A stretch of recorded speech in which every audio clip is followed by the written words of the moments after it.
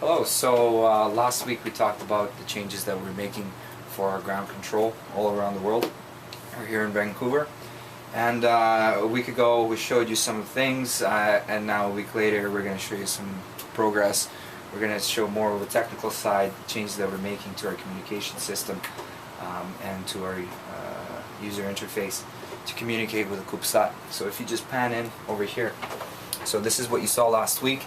But now what we're working on here, this is our area where we're gonna package up our commands to our cubesat, and we have here the ATD cubesat craft, right? So you see this is our command, and then get status. So once it's packaged, then we send it.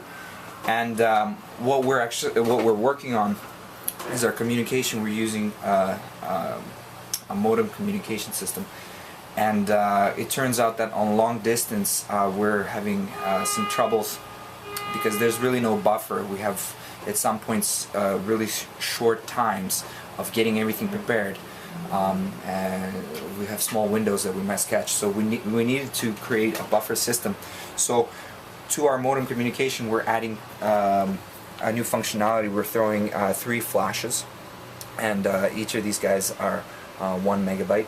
And what we're storing here is the telemetry data that we're packaging, getting ready, and then it's out through our system. So this is the functionality that we're adding. And the reason why we have 3 of them is actually in case of solar flares.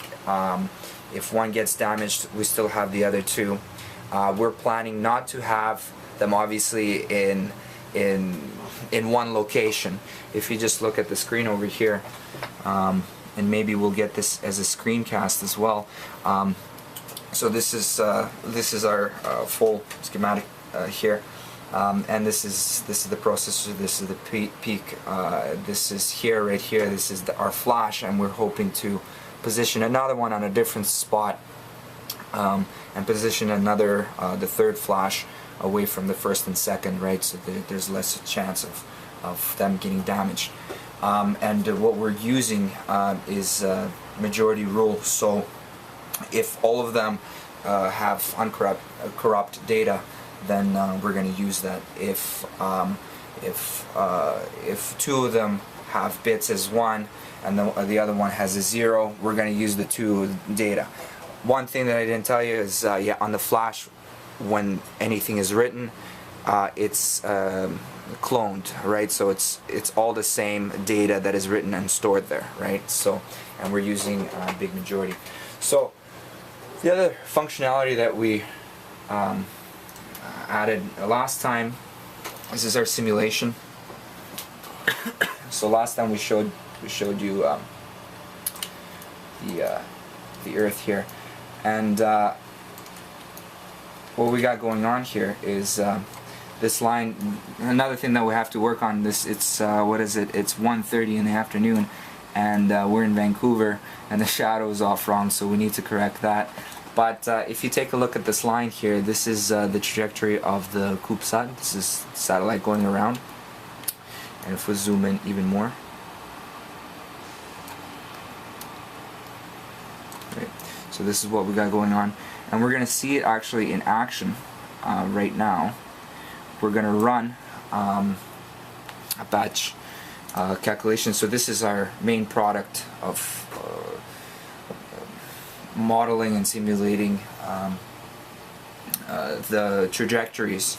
So we're just going to run that, and you'll actually see the changes. So already it jumped with new data, right? And so we could actually it's kind of hard to see because this is not a screencast and we can't move anything forward, but it's actually, the tip here is actually, you'll see it, I'm trying to align it with the Earth, and it's actually going to come out. It's slowly getting more and more, and if we take another perspective view on the moon, the view of the moon, you see it's already a little out there. So maybe in the video we'll be able to speed it up and see it go further and further down the line. We could do that.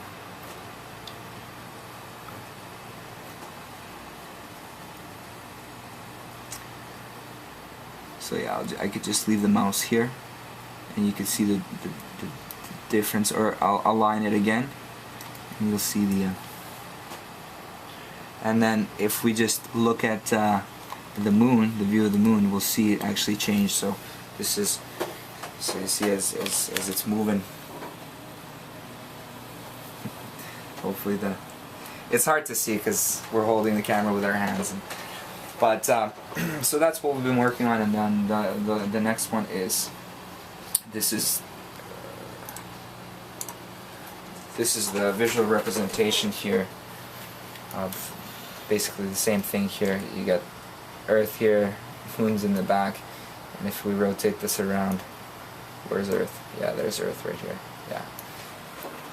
It's so hard to see. Maybe, yeah, we should do a screencast.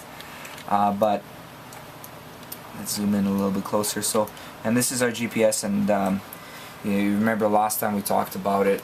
You could enter GPS coordinates, and we could test our simulation. And one of the things that we want to do is actually test out the rotation of the antenna and how it reacts to real satellites, but only in our virtual world, not in the real world. So thank you for tuning in, and we will see you, hopefully you'll tune back in again next week. Thanks.